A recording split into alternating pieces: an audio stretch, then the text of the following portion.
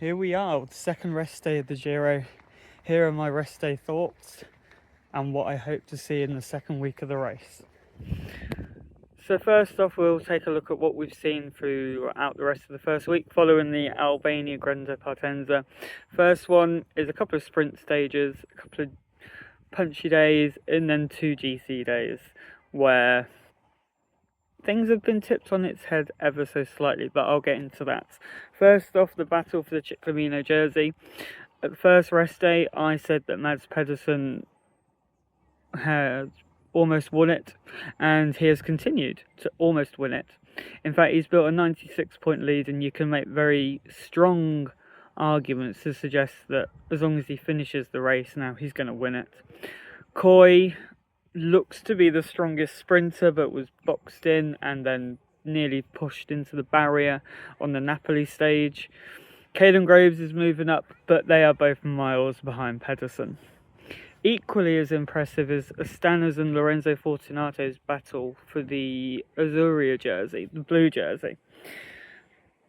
They attacked in Albania to pick up the first points on that hard climb on stage 3, and they've just built that lead ever since. Lorenzo has been fantastic, and on Saturday he was in the break and in position to take the maglia rosa, but his teammate took it off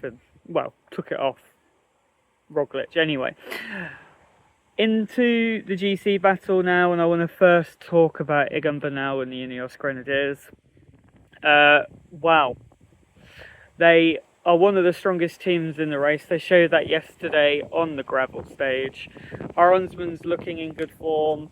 Bernal is looking back to his best. He looked fantastic on the short, punchy summit finish that we have had, and he looked great on the gravel. Just ran out of steam when Del Toro really pushed it on the final climbs. Elsewhere, Primož Roglic started this second part of the first week in fantastic form.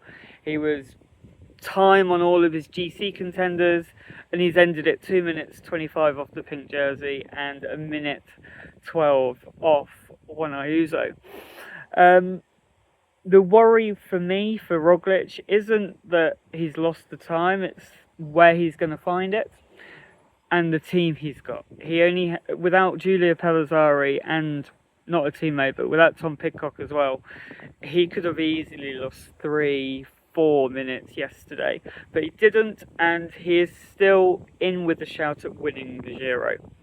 However, he has the strongest team in the race to try and beat.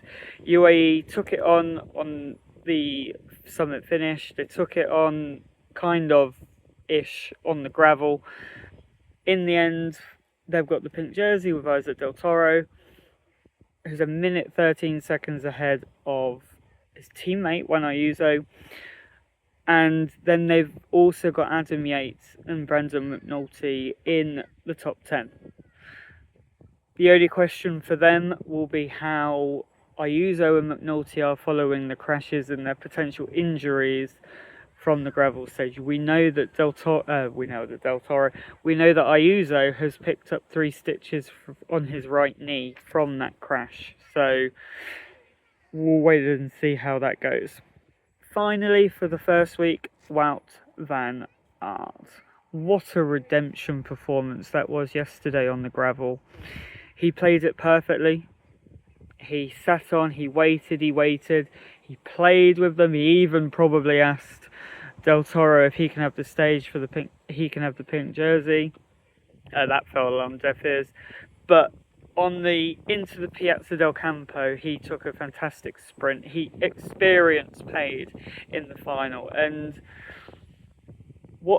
I think the whole of the cycling world has loved that performance and win. In the spring, I said that he might not be great in the classics, but come the Giro, he's going to be very good. And finally, I've got a prediction right, you could say.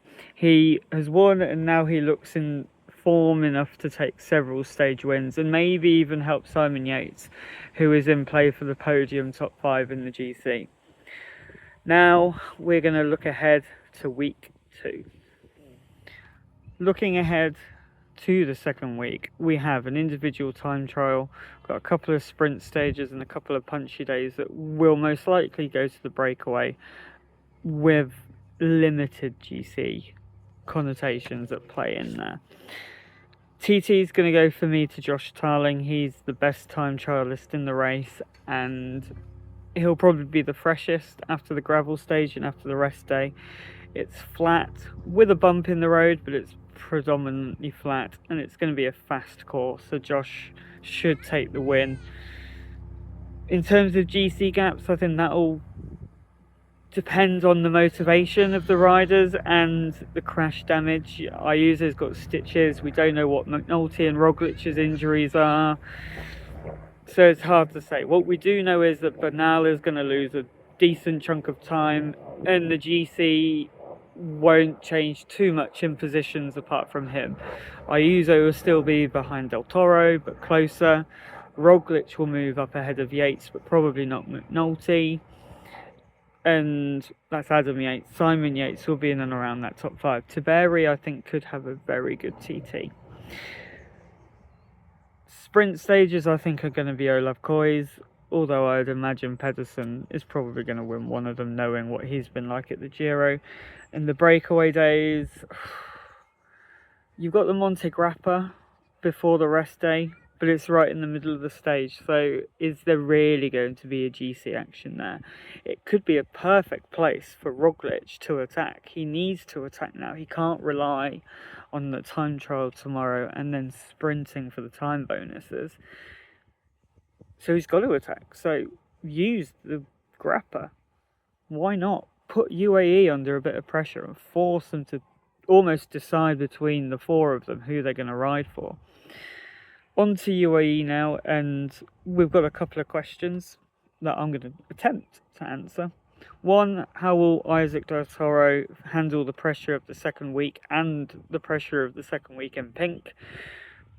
I think he'll lose time in the TT to Ayuso, to Roglic and to McNulty. But I think he'll be in and around Tiberi, although I think Tiberi could spring a shock. I think he'll handle it pretty well. The stages aren't overly taxing. They suit him. He's a good descender. He's got good bike handling. It's that third week for him that I think he's going to, maybe the pressure of the pink jersey, the doping control, the press conferences might come to play. Next one is how UAE will play their cards in the second week. They could just go UAE without Pogačar and go all aggressive, but I think they should play it defensively. Watch, follow. They've got Yates, McNulty, Ayuso and Del Toro. Just follow the moves. If Roglic goes, just follow. If he's looking weak, then you counter with one or all of the above.